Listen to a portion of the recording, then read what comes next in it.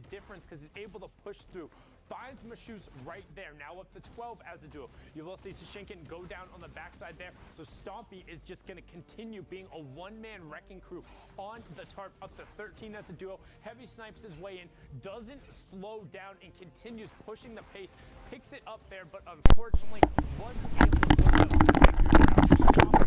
on a clinic, showing why he's able to contest for the very top. Now, as we talked about, the queues are close, but we're not done yet. We want to see those final matches and what's left. For sure. Now, interestingly enough, I had the opportunity to speak with Stompy the other day. You know, we exchanged a little bit of back and forth about how he's feeling for World Cup. Him and Shinken are practicing 12 hours a day. They are going into this hard, and from what we've seen, it certainly shows. But you know what? I can't wait to get into more games. Zeke and Bala, let's hear from you. Pookie just flexing all over us right now, talking about how she's talking with Shinken and Stompy. That's cool. I also... players. No, it's not. Don't cry on us now, but... It's already cried 6 times. That's a 6. All right, Fortnite fam, we are back. And we're tuning in with Pyro and Destiny's Jesus right here. Destiny's Jesus is definitely somebody that's been on a lot of people's radar because, you know, we all learn from this guy. Everybody's watching his videos because every single day it feels like he's coming out with a new technique on how to box fight or how to build fight. His partner Pyro right now, they're slightly split. See if they're going to be able to find any picks on the way in. Do find Wolfie. That's not the Wolfies that we saw from the other team. So jeez, Pyro's lacing everyone. So let's reiterate, we did not look at standings, but we know like 77 points is the highest we've seen at this point, right? So for Pyro and Destiny's Jesus, especially maybe the last few games, they've got to make some really big things happening. Right now, Pyro is saying, don't even worry, fam, we've got you. We're going to pick up eliminations left and right. They've also hit the first round of placement points. This is going to be super, super beneficial for them. Yeah, and when I said they were split, I didn't actually realize that they're not even split at all. They just kind of have 2 different angles here that they're approaching. Finding picks right here. Destiny Jesus looking down that south side, and Pyro looking over towards the east. And finding those eliminations, not only does he have those, but he's feeling comfortable because he's finding those picks, getting the siphon, all of that. They're getting themselves healthy, but he has 2 whip-to-goes as well in the inventory as Carnage is to go for heavy snipe. Oh, that is why you kind of need to make sure that you're not going into these situations, these end games, with low white HP, with low health, because if you don't have any bandages or anything like that, you're not going to be able to recover that without siphon, right? And if somebody is carrying, by chance, some stink bombs, and they realize, hey, I can go ahead and throw this on this box and get 2 people ticking down at the same time, that's value from that stink bomb, and also finding elimination because he was low, too low, to even survive even a tick from him. And I mean, they made it very known what they were trying to do, right? The first heavy snipe came in and blew the wall out. At that point, you got to build a wall, create your ramp, and then just like move a 1-by-1 space back, right? A grid space back, because you know what they're trying to do, and you've got to expect. I did not expect that. Another stinker here, and this is what I'm talking about, right? You already see the players trying to get away from the stink bomb there, but in a similar fashion, you got to be ready. You got to think, what could they have at their disposal? They're trying to pressure us right now, especially in this position. We've got to be ready for a stink to come in. But right now, Karn is going to look to reposition. Pretty good spot right now on this far side of the circle. Now it's waiting. This knight comes in, the tree's in the way though, and I don't think there's a player directly in this box. He might have thought because the tree was in the way that they were hiding behind. Yeah. Exactly. When the sound is there, you kind of hear the sound cues, you know that there's something coming, but regardless. Oh! There's the player! He comes in from the side. They both entered into the same box from different walls, and that's going to be the end of probably both of those duos, unfortunately, because they're fighting right on the edge of zone and with walls ahead of them as well. They're not going to be able to make their way out that easily, and a lot of players are going to realize exactly what's going on, but look how high Vapors and Yuto are right now, and we're already down to 12 teams in this game, Zeke. I mean, they've got the builds, they've got a flint knock, they've got a chug splash, just a single one if they need to get crazy. They dropped out in the box, the first shot misses, 125. And Land gets destroyed there. The chug splash gonna help top him off. Unfortunately, look, his dual partner Yuto up above has been dropped, so now it is all on the shoulders of Vapor. They have 3 eliminations between them, so they've got to chain together more if they're looking for more points. Thankfully, the Storm goes back the opposite way.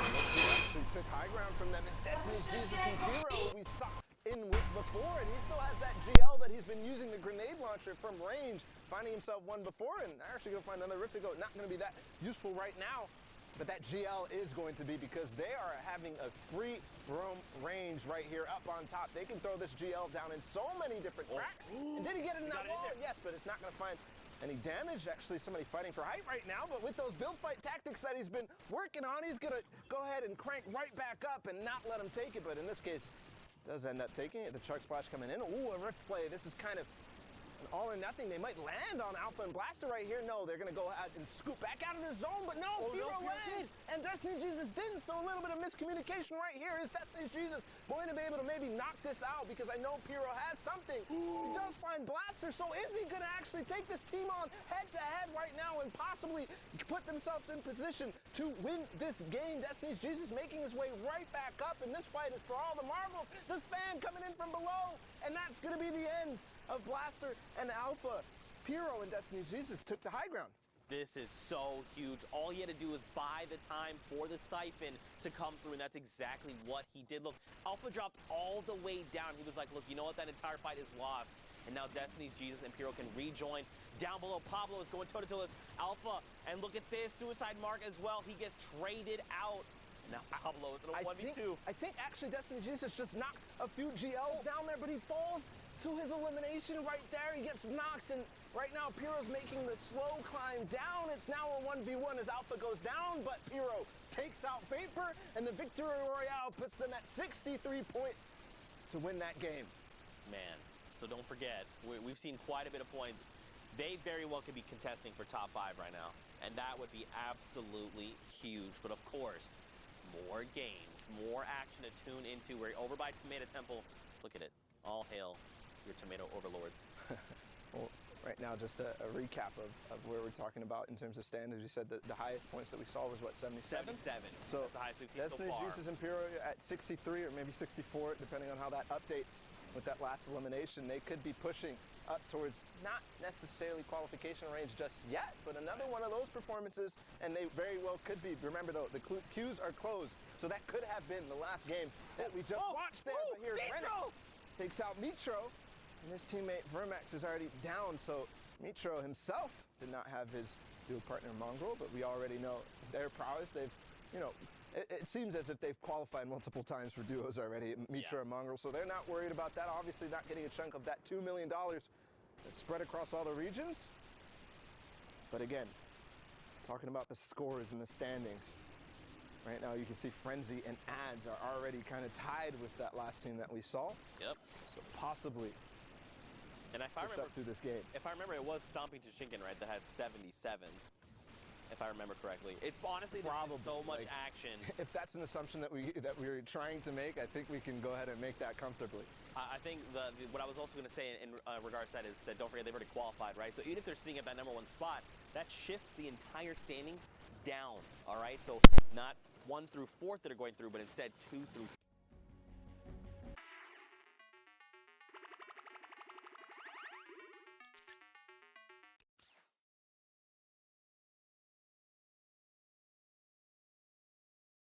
spots every single weekend.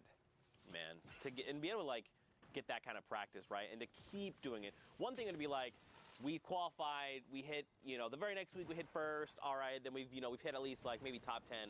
But no, these guys are hitting top 3 the value back of to back. Stink bombs right now, Zeke. I think he's going to get both from this last one. I think this is going to do it. I think his HP is going to be gone, but no, not throwing it all the way ahead, but he's going to find the AR shots regardless. So Ghosty and Jameef falling to, you know, he actually still has 2 more stink bombs right here. That's crazy. And don't forget, these get more valuable as the circle closes, right? Because remember, this is the space of, or I guess the stink cloud is a little bit bigger than a 1x1. So as that circle continues to close, you can really be putting some people in really tough spots, especially when you're basically just saying, the entire play space you're in right now, boom, I have dealt it, you're smelling it. Classic Zekeism right there. He always gets the last laugh. But moving into the rest of this game right now, it's Zeke and Narcos on high ground. You know, I really got to reach out to Zeke here because we have the same name, and every time Sundown is on broadcast and says his name, I look and I'm like, wait, did you say my name? Does he need me? Never mind. It's just Zeke and Arcos. Yep, that's fine. Yeah, always on high ground, always winning games, something that Zeke is not familiar with. Dang it, I was going to make the joke. You beat me to the punch. But Yarcos and Zeke are certainly familiar with it as they take high ground and hold it against Kaspersa, who tried to take it from them. Yarcos is qualified in solos, not just yet in duos, but we'll see here if the Polish duo can do it, can qualify for New York. They're at 57 right now. We saw a couple of players that were ahead of them in terms of points in this game.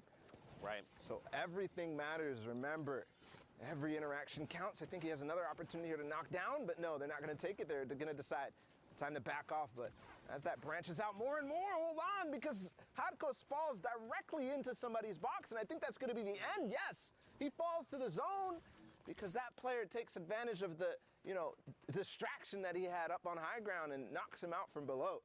Yeah. Now it's Frenzy and Ads that I was just kind of referencing in terms of their points. At 66, they take the high ground, Zeke. Look at this, 67 points now.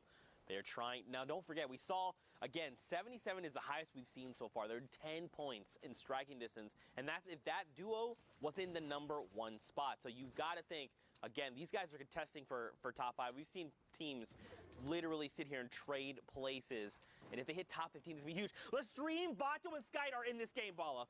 That is huge. And they're at 77 as well, So as we see and update their scores. So just like you're talking about, 77 is that point to beat. Right now, they're going to find another. The cone slide comes in. It's Takeoffs again who goes down, and his teammate Andretta falls to Tux, who is with Vorwin. We saw them win the game earlier. And look, dude, they jump up to 81 points. They hit the top 15. Those first 3 points are so crucial. And look, they're just waiting it out, right? This lobby is going to continue to thin itself out. Zeke, my boy, unfortunately gets picked up, and another round of placements. 83, Bala. 83. They could very well clutch this up and just be the point leaders. This could be it. Skite and Vato could finally, after 10 weeks of trying, after 4 duos competitions, all those weekends finally paying off, possibly here for Skite and Vato. We've seen this exact situation play out in that game that they got all the way towards the top 5 last time, with a lot of eliminations racking up as well. They're playing slow, and they're making sure that they're going to get that ticket to New York. And if you watch in the top left, Vato, unfortunately, he gets traded out. He's gone down, and he gets picked up by FaZe, Vorwin. And right before that, I was going to say Mongrel gets picked up. Skite's dropped down to 18 HP.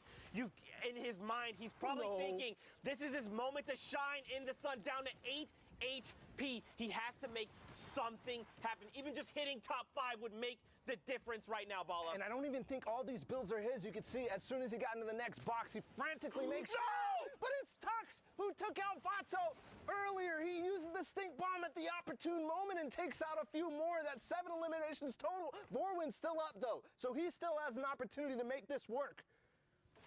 Oh, man, eliminated 6 there, just on the cusp, but it's okay. Again, that's now the highest point value we've seen. Even Evade Ads, look at this, 75 points right now.